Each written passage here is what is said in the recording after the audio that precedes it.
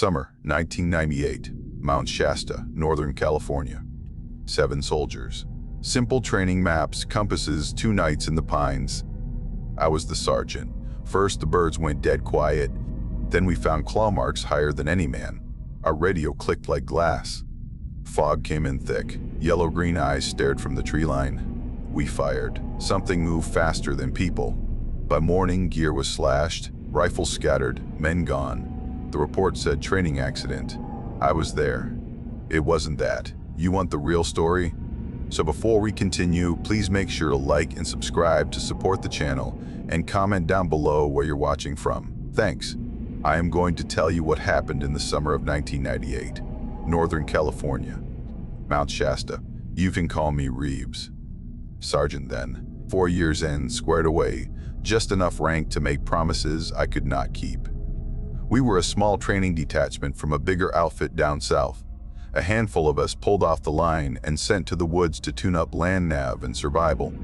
No hero stuff. Just map, compass, pace count, live rough for a few days, move point to point through the pines. The usual box, checking the army loves when the big bosses visit. Shasta looked calm from the road, a big white cone pushing out of the forest. Snow clung to the top even in summer. The trees were tall and tight, ponderosa and Douglas fir mostly, thick underbrush. The ground gave under your boots in places, a mix of needles, ash, and old pumice that hissed when you kicked it. We could hear water somewhere, the kind that comes out of the rocks cold and mean.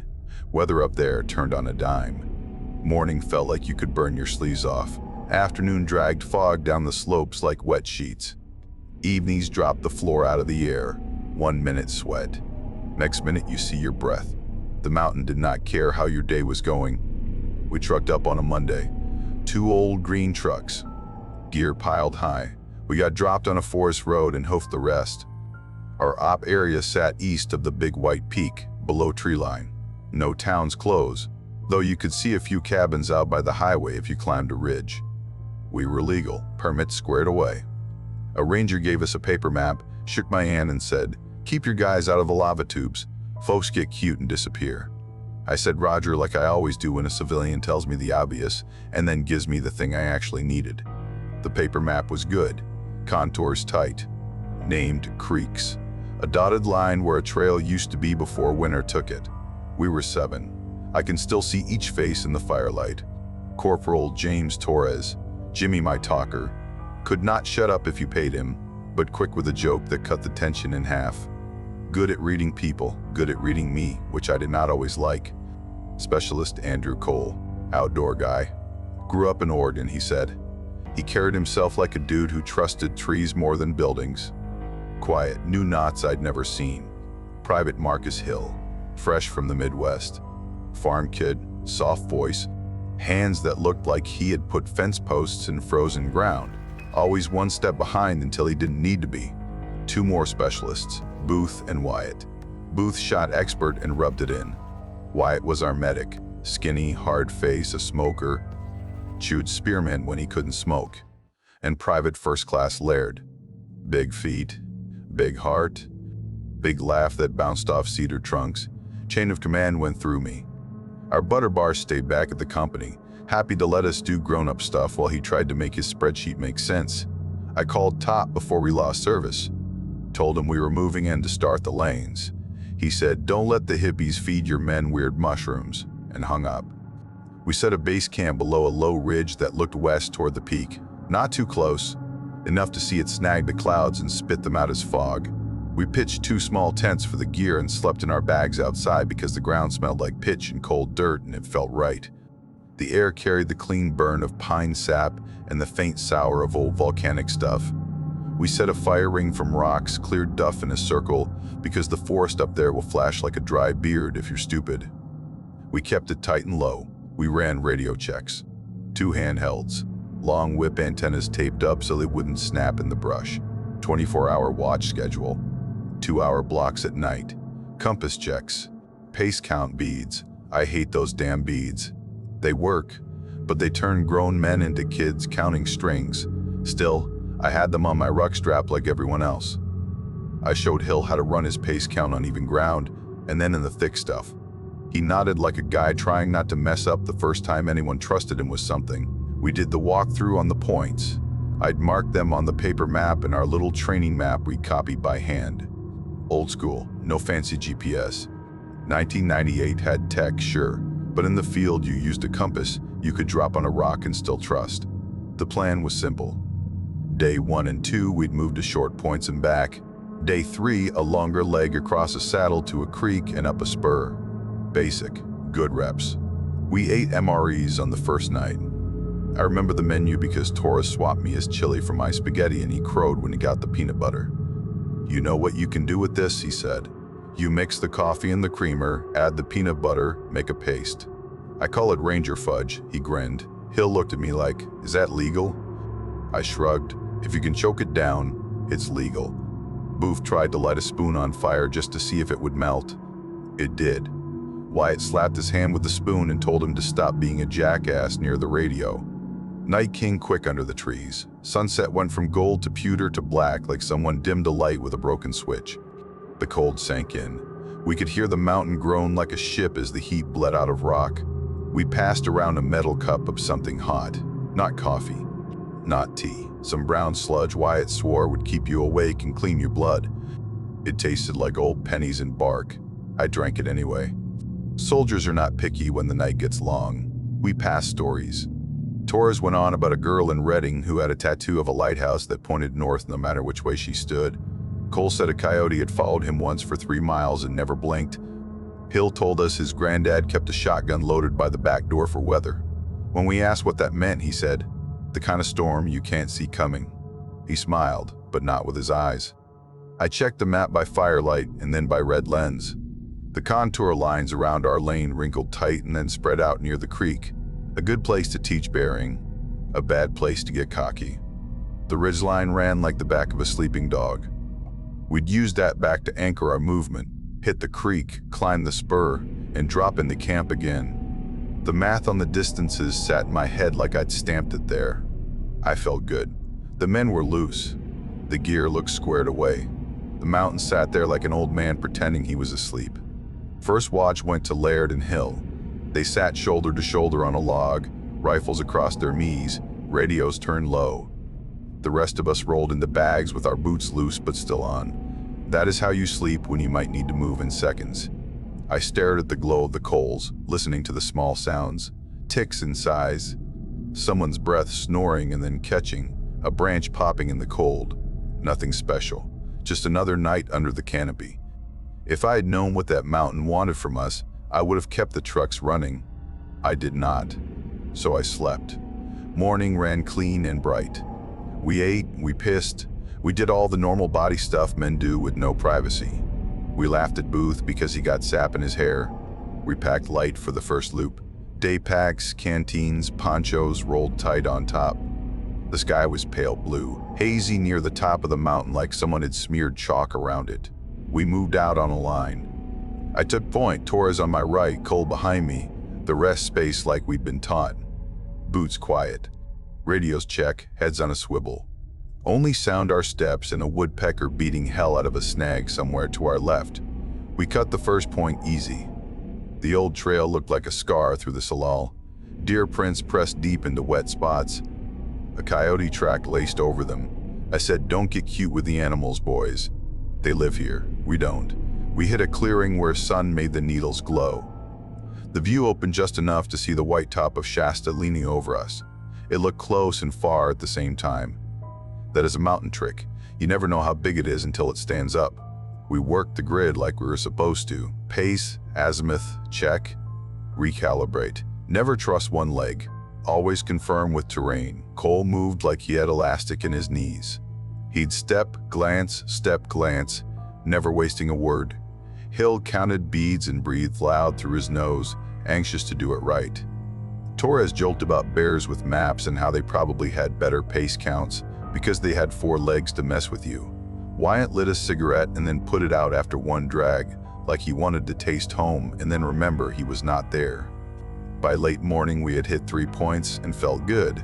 We turned toward camp to eat. The wind picked up a little, not bad, enough to move the tops. I could tell we were getting rain later.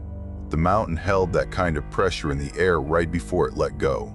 I planned to set the tarps tight against the trunks. No big deal.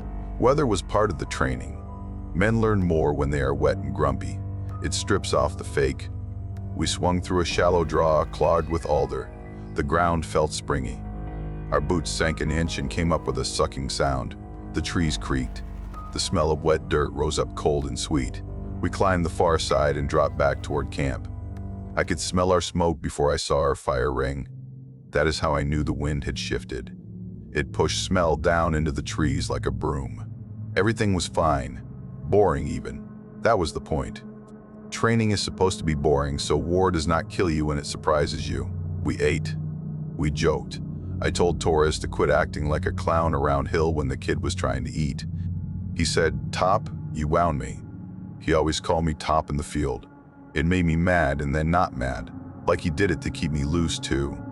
Maybe he did. Afternoon, we ran another short leg. Back by evening, night came cold again. We did the watch bill. I fell asleep to Wyatt humming something that sounded Irish and sad. That was our normal. That was the last normal I remember. The next morning, the birds did not start up right away. Usually, out there, dawn brings a racket. Jays swearing, thrushes doing their little flute routine, squirrels bitching because you exist. That day, it stayed quiet too long. Then one bird started up on the far side of the ridge, and another way off east, and the space between them stayed empty. I noticed. I am not a poet. I am not mystical. But I have done enough time outside to notice when the pattern slides. We ate quick.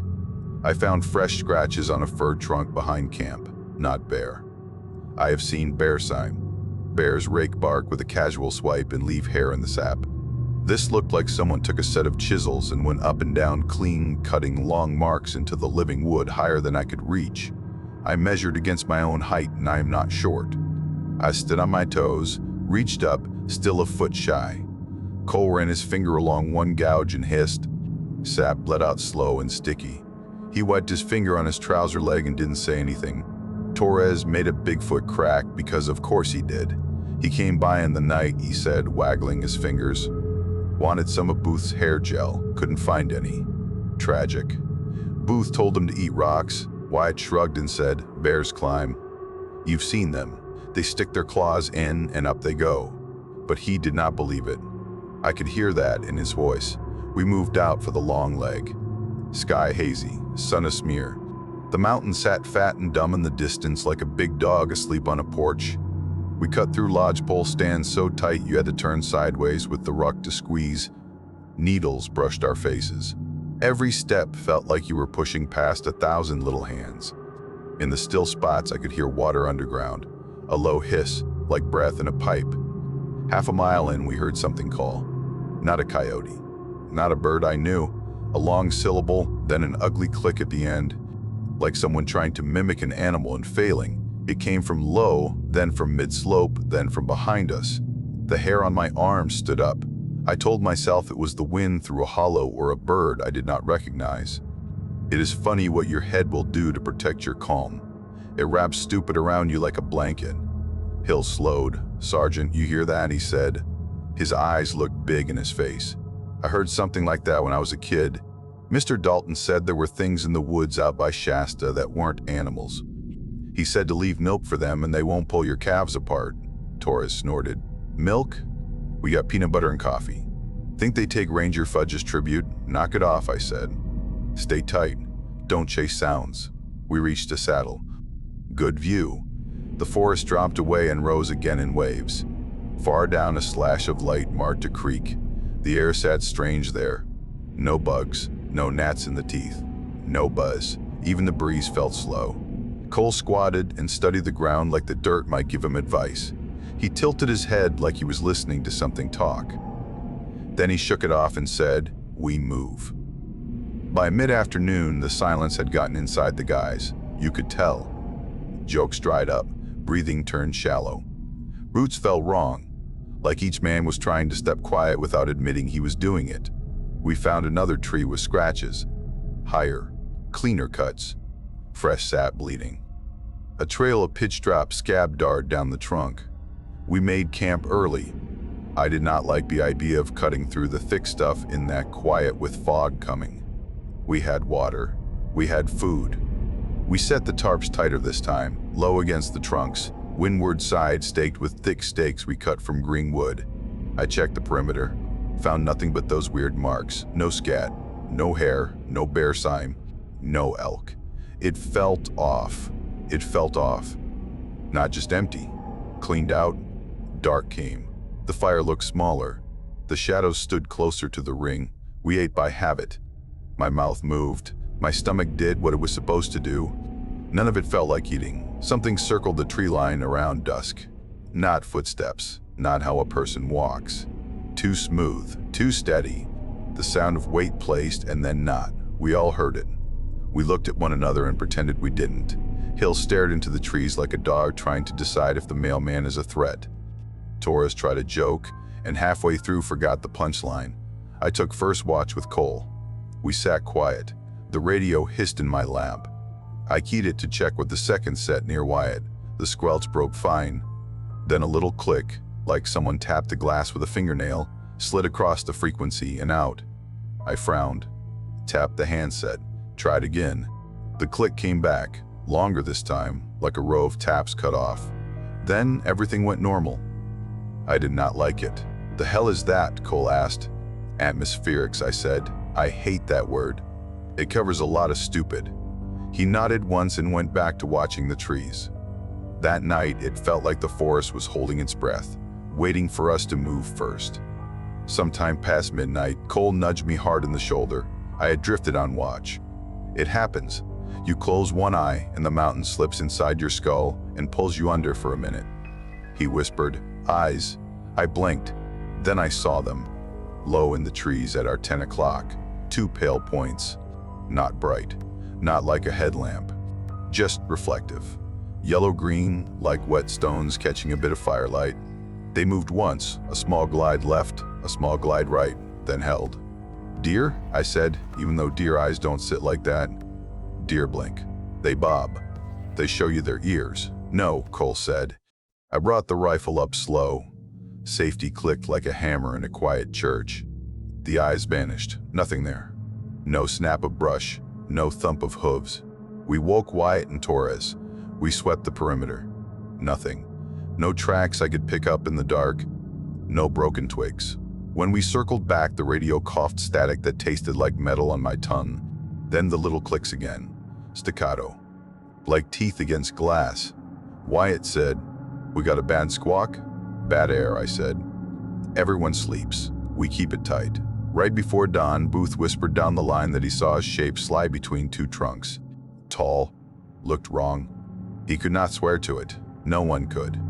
We were inside that slow quiet where you second-guess your own heartbeat. Sun came, and with it, a breeze that moved the tops. The day felt normal for about an hour. We moved out to run our long leg to the creek and back. The bearing ran clean. The ground changed underfoot. More rock. Less duff. The sound of water came up fat and welcome. We dropped into a cut choked with vine maple and stepped onto wet stones. Cold water braided around our boots. We took our time. Filled canteens. Ran iodine tabs.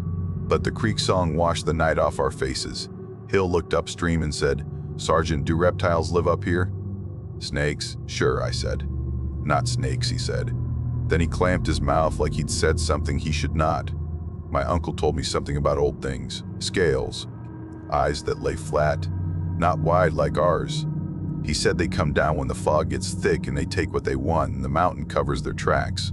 Torres laughed soft. "Kid, your uncle been drinking brake fluid." "Shut it," I said. We move. Back in camp that afternoon, gear was not where we left it. Not a lot. Just wrong enough. A poncho folded the way Wyatt would never fold it. A box shifted off a log. A food crate with thin marks on the side. 3 lines set close, like someone dragged a pitchfork down the plastic. The lid was offset. Not broken. Not chewed. Moved. I felt a ridge stand up in my back. "We're buttoning up tonight," I said. Tight circle, no wandering to piss. Buddy pairs, radio's up. If you think you hear your name out there, you do not. You wake me first. The radio, like it heard me, popped a sharp click in my hand. I keyed, say again, static, static. Then a whisper of something, not words. Like wind through a pipe that had been cut into teeth. Probably the mountain, Wyatt said. She's old. She talks. He meant it as a joke. It did not land. We ate fast. We told no stories. We drew arcs of fire on the dirt with sticks because writing it down calms men even when the dirt is a lie. We set a small stack of dry branches and a bigger stack of wet ones we could throw on for smoke if we needed to mark or confuse. I walked the line and nodded even when my stomach was compacting itself into a tight knot that would not ease. I tried to sleep and did not. The radio kept tapping, soft and patient. We did a short scout at dusk. Torres took Hill and did a shallow loop to the west, staying inside voice range. The air by then felt like it had weight. The fog came in early, sliding through the trunks so slow it looked like it had hands. You know those old videos where a lab fills a glass with a heavy gas and a coin falls through it like honey? It looked like that. They left. I could hear their steps until I couldn't. Too quiet. I keyed the radio. Torres, check. Static. Then the click tap, neat as a metronome for 3 beats. Jimmy, I said, voice low. Sound off.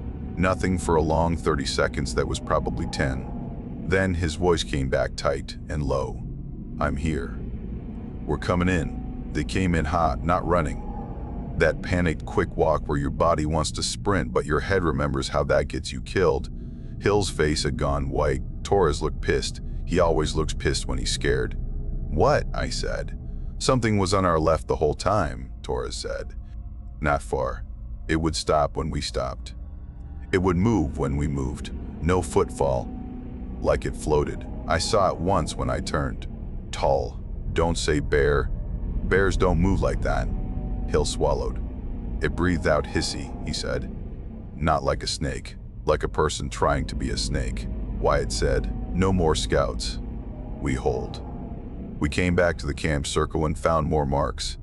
The side of the food crate now had lines clean, as if someone took a glove with 3 hard fingers and pressed. The marks cut the plastic without breaking it. Booth reached to touch and I smacked his wrist away. I did not want anyone's prints in there when I knew damn well we might have to explain this to someone with a clipboard. The air got colder. I could feel fog beads collect on the hair on my arms. They popped, ran. Everything went still, then stiller. The type of still that feels like the weight of a hand on your head. We set night positions early, overlapping arcs. I made a show of checking the guys and telling small lies to keep them inside the bubble. It's nothing. It's a cat. It's the mountain. It's coyotes circling for scraps. Men will take those lies if you hand them clean. Men want to believe their leader has a lid for every pot. Around midnight, the hissing started. Not loud. Low, low. From 3-4 places outside the ring. A sound like someone letting air out between teeth. Not steady. It came in little phrases. 2 beats, pause. 4 beats, pause. The cadence crawled down my spine and made my hands shake in a way that pissed me off because I needed them steady. Cut that out, Booth hissed at no one he could see. Stop playing games. A shape moved between 2 trunks at our 3 o'clock, tall. I saw it just wrong enough that my head could say, branch shadow fog. Then it moved again and my head couldn't say that anymore. It slid, a glide almost, like a man with long legs covering ground without bending. Hill broke.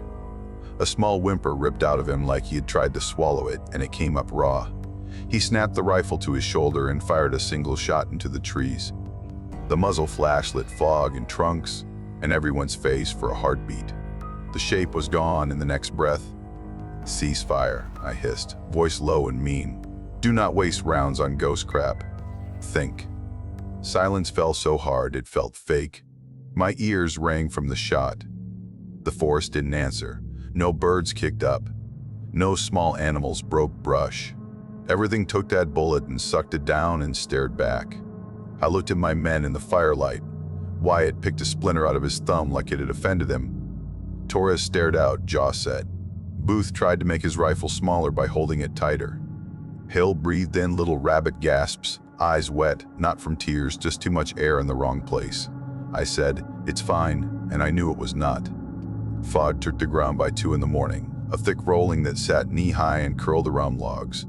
The air tasted like cold, wet chimney. I was on watch again because I could not sleep, and because I wanted to be the one seeing things first. Pride keeps dumb men alive just long enough to get other people killed. A shadow peeled off the tree line at our 9 o'clock. It did not step so much as glide. Tall, shoulders narrow, head sloped back.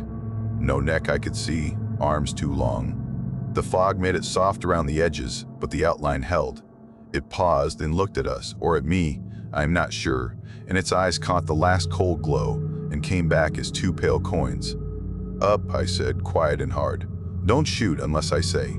It moved again, fast. A blur that covered 10 yards in a breath and then stopped dead, like it knew how to be a flicker in a statue whenever it wanted. It did not bob. It did not sway. It did not sway. It stood like a piece of the forest that had decided to be a shape. Flares, I said. Now. Torres popped one. The world went white-red. Shadows threw themselves away from the trees and the trunks turned into pillars you could count by the drift of ash like snow. In that flare light, I saw it clean for the first time. It stood a head taller than me, maybe more. Skin, not skin. Scaled, but not like a fish, more like old leaves over rock. Mottled green-gray so close to the fur bark that my head had to fight with my eyes to hold the outline. Shoulders tucked like a sprinter about to go. Claws long and curved at the tips, not all the same length. The head was the worst. A long, smooth slope from brow to back, no hair, the mouth too wide, lips thin and flat, eyes reflective like glass laid over gold. It blinked sideways. Not a full shutter. A slick movement across the eye like a frog's, but faster and meaner. Wyatt said a word that could have gotten him slapped by a chaplain. Hill said, oh God," under his breath like he'd found a new prayer and hated it. On me, I said, and I am proud of that because my voice did not crack. On me. The thing moved at the flare. Not away, toward. It covered the last bit of ground without raising dust, and then it just wasn't there. Not a jump. Not a drop. One frame of film to the next, and the picture did not match, and your brain went with the new picture because it had to. We fired then, all of us. The noise tore the night in half. Firelight and flare light and muzzle flash soaked into fog and came back as a red-white soup. Trunks spat splinters. Branches jumped. The smell of powder pushed out the pine and ash stink. When the magazine clicked dry under my left hand, I realized I had never said the word fire. My men shot anyway because men shoot when they are scared and something moves at them. We held. We listened. We waited for the echo to die. The silence that followed felt vacuum clean. Like the woods had been hosed out. Radios died. Not the batteries. Not the switch. Just dead. A heavy quiet in the little speaker that should always breathe. I tapped the side and heard that click again, like glass teeth. Then nothing. No hits, Booth said, voice too loud in the sudden quiet. We didn't hit crap. Shut up, I said. Reload. Check the perimeter. We found no blood, no tracks. The fog had rolled and re-rolled and smoothed everything, like the mountain had run a hand over the ground. But when I squatted by the flare stand, I saw a mark on the rock. 3 points. Sharp. Pressed in as if a hard hand had leaned there, spaced wrong for a cat. Wrong for a person.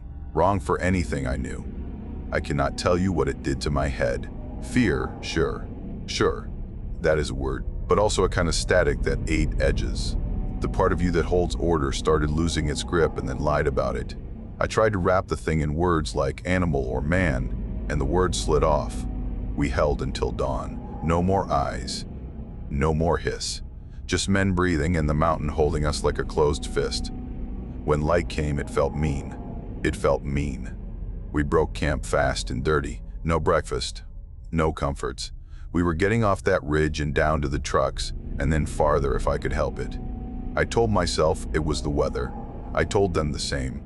Fog's bad. Visibility's crap. We're losing time. They nodded because that gave them something to do with their hands. Half a mile out, Laird went missing. I do not know where. I do not know how. 1 minute he was behind Wyatt, his big boots doing that flip step he did when he got bored.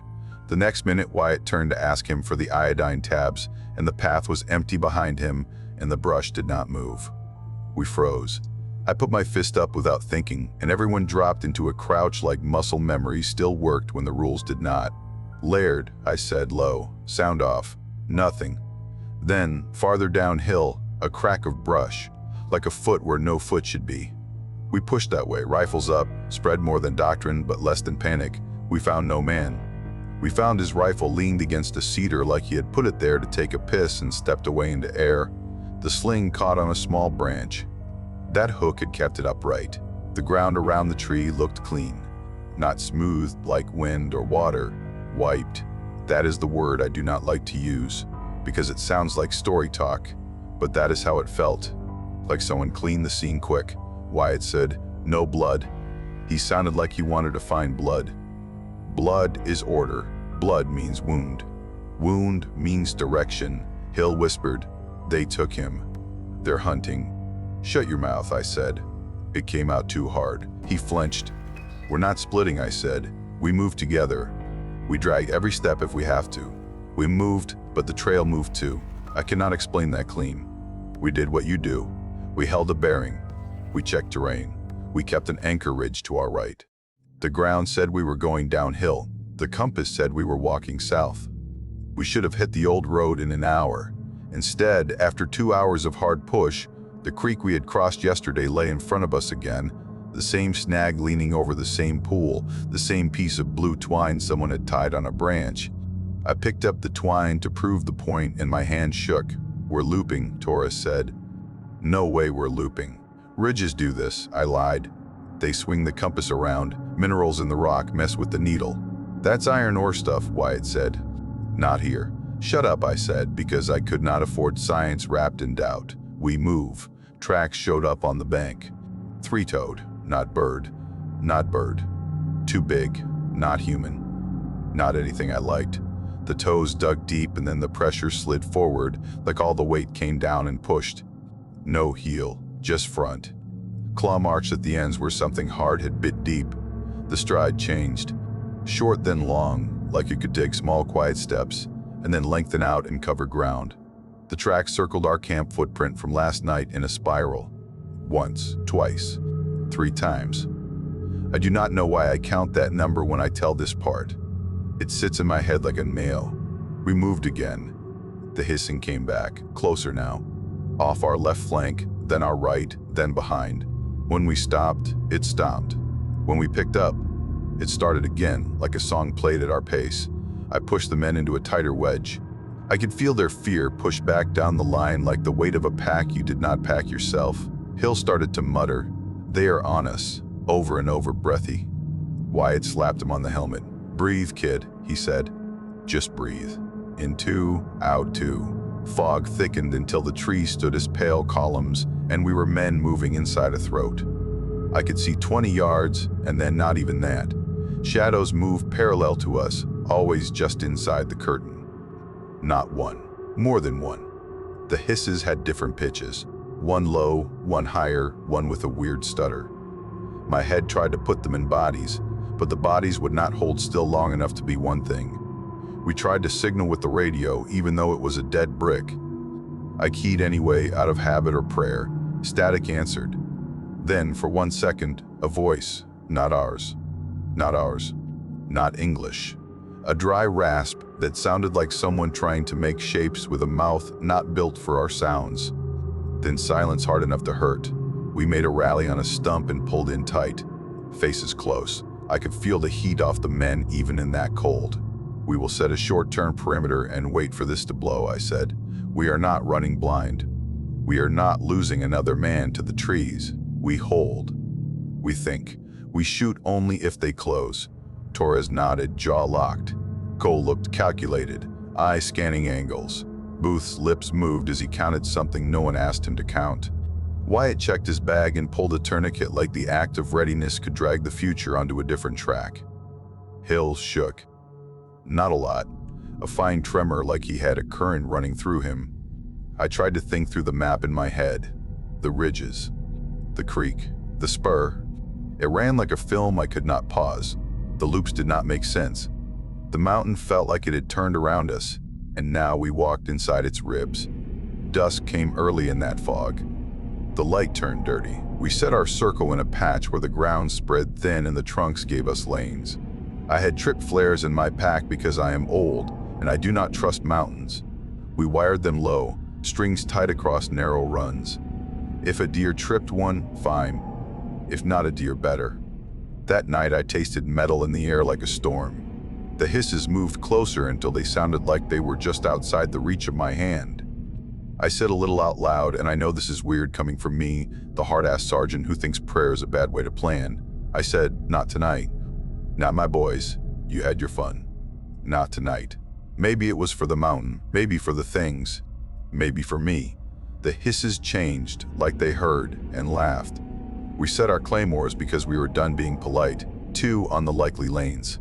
1 on the left where the ground ran flatter between 2 rotten logs, another on the right where the fern growth hid a natural path. I did not say their names out loud because it felt like tempting whatever rules ran this place. I just made sure the little letters faced out. The wires lay under wet needles. Triggers in my hand and coals. Night fell hard. Dark, thick as tar between the trunks. Fog pooled and moved like breath. We killed the fire to keep our vision. The cold knife through our jackets and went straight to the bones. The radio sat dead in my lap like a stone I did not want to throw. The first trip flare went with a scream of light that made my teeth ache. White fire banged against the trunks and threw long shadows that snapped like whips when the flare hissed. Something tall had cut the line. I saw it for 1 count. Scaled. Long. A head tilt like a question. The glare burned more than it lit. The thing slipped left and the light clawed after it and came up empty. Hold, I said, tight. Do not fire until I say. The second trip flare went. Another shock white blast. Another shape. Then more shapes. 3. No, 4. Tall. Too fast in the stops and starts. They paced the flare light like they knew how far it reached, eyes catching the glow and throwing it back. The hissing came now from all around, layered, a chorus that made my stomach try to crawl higher in my body. Claymore left, I hissed. Cole waited. The shape came in with that glide again, crossing the lane clean. He thumbed the clacker. The blast slapped the air flat. It ripped the fog into shreds. The front of the woods turned to hail. Needles and bark and whatever else lifted and tore. The echo ran out into the trees and came back late like it had been slowed by something thick. For a heartbeat after, there was nothing. No movement. No sound. Then a silhouette stepped through the smoke where the bees should have chewed everything to red mist. It moved like nothing had touched it. Slow. Careful. Deliberate. It put 1 3-toed foot down and I watched the claws sink into the dirt without fuss, like a man stepping into his own house. Jesus, Booth whispered. They don't care. Right side, Torres snapped. Right. The right claymore went. Another white blast. The shapes there broke. One ran fast as a bad thought, the glide falling apart for a second into a stutter. The flare spit and died and the dark chewed the lane back down. We opened up. No leader left in me to hold the line, just a man trying to push back the inside of the night. Rifles roared, muzzle flash seared the fog. Shadows jittered and leaped. I saw a long arm and claws rake the air where Wyatt had been, and then Wyatt was on his back and pulling himself with heels, yelling a wordless bark. I dragged him by the collar while shooting one-handed into a tall smear that might have been a body. My shots made a sound like hitting wet newspaper with a stick. No cry, no drop. Reload, I yelled, because yelling a task is how you pull a mind back from panic. Reload now. A shape split the circle and stayed inside the ring like it wanted to be counted. Hill froze. The thing moved through him like water. No, not through him, around him, like his edges were not as firm as he thought. He screamed late, a high sound that started as a child's and came down as a man's. I grabbed his sleeve and felt cold slide across my knuckles like I had stuck my hand in a bucket of slime. He jerked back and his sleeve ripped in my fingers. Claw marks showed on his forearm. Thin lines, no blood yet. Then blood, not a lot. Beads, then streams. Doc, I shouted. Wyatt crawled over, hands steady, put a tourniquet on like he was tying a shoe in a kitchen and not in hell. Something hit the perimeter on the far side with a noise like a wet mop slapping the floor. Booth stood. That is the last I saw of him as a whole person. Clawed hands took his shoulders from behind and pulled. He went backwards so fast his boots left furrows. He yelled my name, and then he yelled his mother's, and then he yelled nothing because the sound cut off like someone had pinched the wire. I ran 2 steps, grabbed air, and shot into dark. The bullets hit something. I could feel it in my teeth. Nothing fell. Nothing complained. Back to back, I shouted, hating that this was now a movie move, but it was all we had. We pulled tight. Men breathing hard. The hissing pressed in. Not just hisses, little clicks. A metallic tap like the radio did. Close. Too close. Call it, Torres said. Call the grid. The radio had been a dead brick. I grabbed it anyway. Thumbed the push to talk. Static came like old TV snow. I said the numbers out of habit, the way we did when the world made sense. I gave the mountain the best fix I could with a compass that felt drunk and a head full of bad angles. We are at, and I said it. I said, they're in the trees. They're everywhere. My voice broke and I do not care. It broke. The radio made that glass teeth noise and then something else. A response. Not English. Not a voice I knew. A rasp shaped like words from another throat. Then the carrier died. No hiss, no breath. Nothing. The shapes came then all at once. Not like a charge, like they were just done waiting. They moved low and high. One ran a trunk like a ladder and came down from above. Claws raked the tarp and split it clean. Fog blown by our muzzle blast curved around bodies I could not focus on. For a second, the flare caught one face, and I saw the eyes close sideways again in a line of thin teeth where a lip peeled back. It looked at me like it was bored. Then it was gone. The last thing I saw before the dark wiped the world was Torres, feet off the ground, pulled backwards into shadow, mouth open, eyes locked on mine. He did not look scared in that second. He looked mad. Then he was not there. This part I do not tell well because I do not have the bridge between. There is the blast of the world turning into noise and light and fog and hisses, and the radio making that glass teeth song, and then there is morning. Light like a sick yellow sheet. The trees steady and polite again. The fog pulled down into the gullies. My men gone. I woke with my cheek against cold rock. My rifle sat a foot away, mud on the flash suppressor, sling twisted. My hands were sticky. Blood. Mime. Not much. A line of sting across the back where something had nicked flesh through the jacket. My mouth tasted like old pennies and needles. I rolled and sat and waited for the world to settle. It did not. It just held. Camp looked like a mess in a way that reads as human to human. MREs open and half-eaten. A cup knocked over. Tarp slashed in clean lines like a careful man had cut rope. No bodies. No big blood. No prints that stayed. Here and there a 3-toed mark in damp. Not deep. Enough to suggest, not prove. Wiped places. Smoothed. The trip flare stands stood melted in odd drips, like someone had put a flame under them or they had decided to sag out of disgust. I called out names until my throat hurt, and the only answer was a jay finally brave enough to make sound again. He scolded me. He sounded offended we had turned his woods into a trash pile. I put the camp in order, the way you do when you cannot fix the big thing. I stacked what I could. I picked up brass. I placed rifles where they should go. Wyatt's bag lay open. His spearmint smelled loud in the cold air. I closed the zipper like I was putting a blanket over a sleeping child and felt stupid.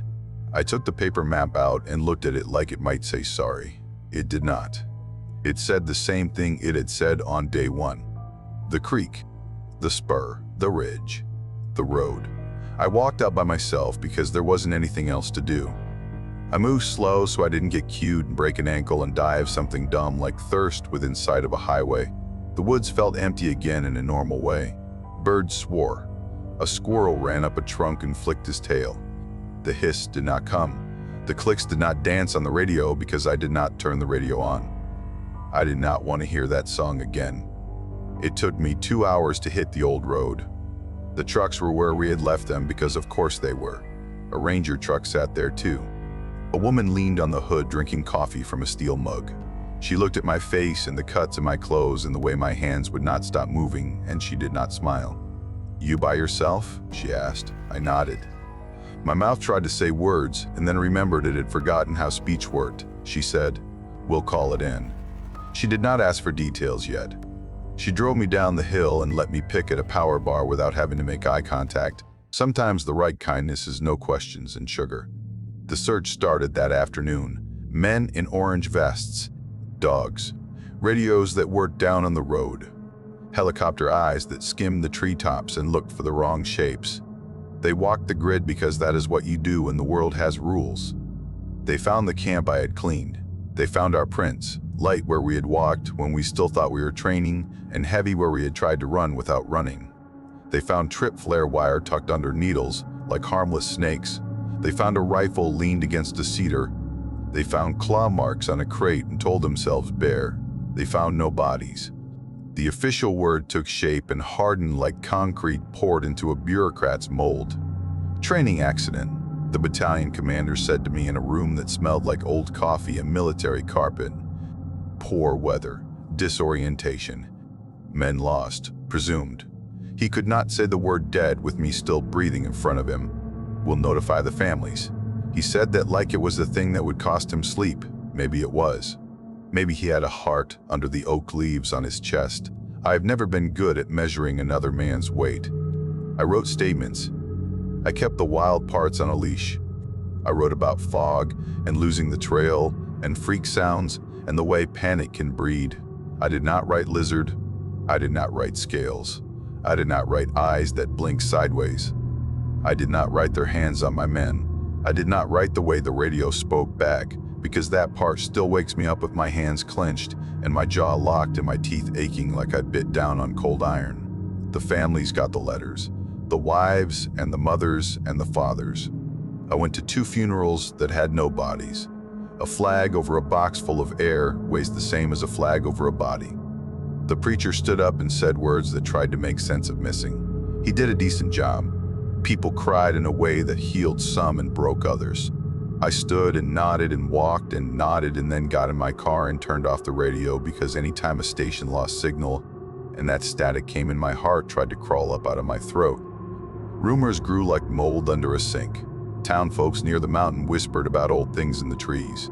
A man with a long beard at a gas station told me to leave water out if I had to camp and to never sleep with my head pointing east because that was an invitation.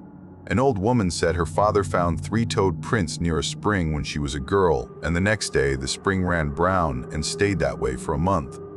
A kid at a bait shop drew a picture of a tall lizard man on a napkin and laughed. His eyes did not laugh with him.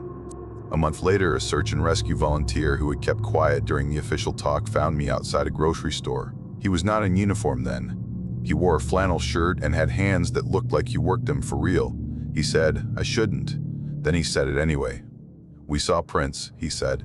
3 toes. Not deep. Like whatever it was, walked light on purpose. We took photos. They did not come out. He grimaced, embarrassed by something he could not make straight. "We put it in the report," he said. "By the time it went up the chain, those lines were gone. They told us we saw a bear. I've seen bear for 20 years. Those weren't bear." I nodded. "I know," I said. "You keep talking about it?" he asked. "Not much," I said. "Good," he said. But he did not look like he meant good in a happy way. He meant good in a we are still breathing way. He put a hand on my shoulder, squeezed, and left. Time went on like it always does. If you ask what happened, I will tell you like this, because this is as true as I can make it. We were soldiers. We went into the woods to practice being boring and competent. The mountain watched us and decided we would be something else. We met something that was not in our manuals and did not care about our drill. We did what men do. We tried to name it and shoot it and hold our circle. It took the names out of our mouths and it took my men out of my hands. Officially, it was a training accident. Unofficially, we walked into a part of the world that belongs to someone else. Maybe they were here before people. Maybe they are just good at acting like they were. Maybe they are a story the mountain tells when it is tired of listening to us. I do not know. I know claws. I know eyes that blink sideways. I know hissing like speech behind glass. I kept one thing I should have turned in. A map. The paper we copied by hand. Not because it would help. Because when I touch it, I can remember Torres rolling his eyes and calling me Top.